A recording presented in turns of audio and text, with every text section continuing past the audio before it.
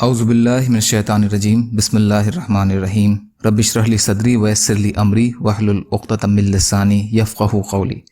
منتخب احادیث اکرام مسلم مسلمان کا مقام۔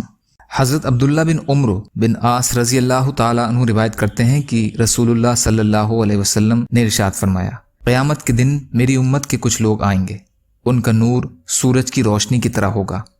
ہم نے عرض کیا، اللہ کے رسول صلی اللہ علیہ وسلم وہ کون لوگ ہوں گے؟ ارشاد فرمایا، وہ فقراء اور مہاجرین ہوں گے جن کو مشکل کام میں آگے رکھ کر ان کے ذریعے سے بچاؤ حاصل کیا جاتا تھا۔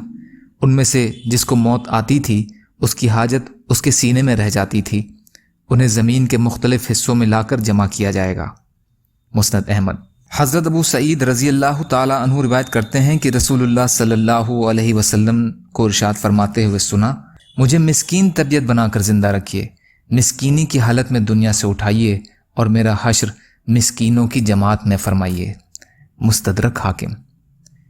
یا اللہ ہم سب کو کہنے سننے سے زیادہ عمل کی توفیق عطا فرما۔ یا اللہ جو مظلوم ہے ان کی مدد فرما، ہم سب کو اپنی استطاعت کے بقدر اپنا حق ادا کرنے والا بنا۔ یا اللہ رحم کا، کرم کا، عافیت کا معاملہ فرما۔ یا اللہ سچی توبہ کی توفیق عطا فرما۔ یا اللہ آپ قادر مطلق ہیں، آپ کے لیے ہر چیز کرنا آسان ہے۔ یا اللہ ہم سب کو حلال دے دیجئے، ہمیں حرام سے بچائیے اور اپنے غیر سے یا اللہ ہم سب کو بے نیاز کر دیجئے۔ یا اللہ آپ جیسا بہتر سمجھیں ویسے ہماری حفاظت فرمائیں۔ سبحانک اللہم و بحمدک، اشہد ان لا الہ الا انت، استغفرک و اتوب الیک، برحمتک یا ارحم الراحمین۔